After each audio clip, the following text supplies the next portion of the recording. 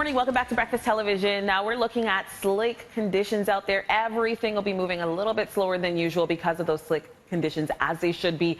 We've been seeing flooding, ponding, and everything you can think of under the sun. So do be careful, slow down, and take your time out there. Right now, we're just watching volume. A lot of our problems, thankfully, have cleared away. But eastbound on the QEW, we are currently looking at a busy drive through Oakville, a busy drive through Mississauga, and that is all because of volume and, of course, the poor visibility and the slick conditions out there. So slow down, take your time. Eastbound QEW jammed up approaching Burloak to 3rd line and from Trafalgar over to the 403 ramp. And then once we get into downtown on the eastbound Gardner, we have delays from Royal York over to about Parkside, and that is all just typical volume delays. So all in all, the drive isn't a terrible one as you head out the door. We're looking at okay driving conditions because we don't have any big problems on the go, but it is slick out there, so slow down and take your time. That's a look at your roads. Now sending things over to Frankie for more on that rain.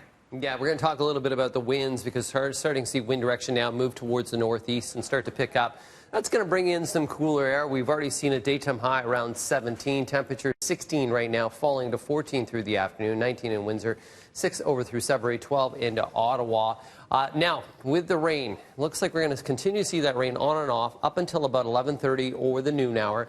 Through the afternoon, the bulk of the rain will stay down into southwestern Ontario, scoot its way along those shorelines of Lake Erie.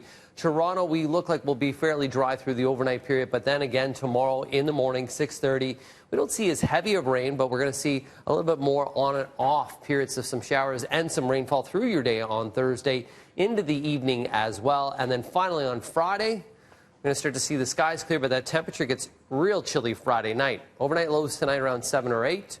Tomorrow we'll see a daytime high of 15 with the wet weather, and then we'll see clearing skies through the overnight on Thursday. Friday a high of 13, sunshine, but Friday night with lows right around 3 near the freezing mark. Good chance of frost into Saturday morning. That's a look at your weather. Now on to your news.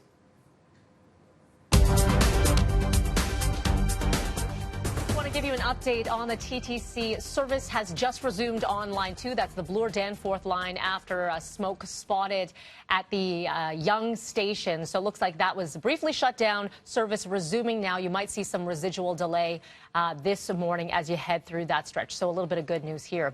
Just want to give you an update as well now on our breaking news from our streets. 2 men dead, and this is after a shooting near Jane and Finch. Both victims taken to hospital. They succumbed to their injuries. Our Tammy Sutherland is standing by live at the scene right now, kind of weaving through. There's one scene here. Police are not necessarily making a connection to another scene. Unfortunately, this is speaking to the gun violence that's still prevalent in our city. Yeah, absolutely, Melanie. So the 2 men who were shot, they were shot here on Grand Ravine Drive. We can see that police officers, it looks like they're starting to wrap up some of the police tape that was blocking off the actual scene itself. It was a courtyard in this townhouse complex on Grand Ravine.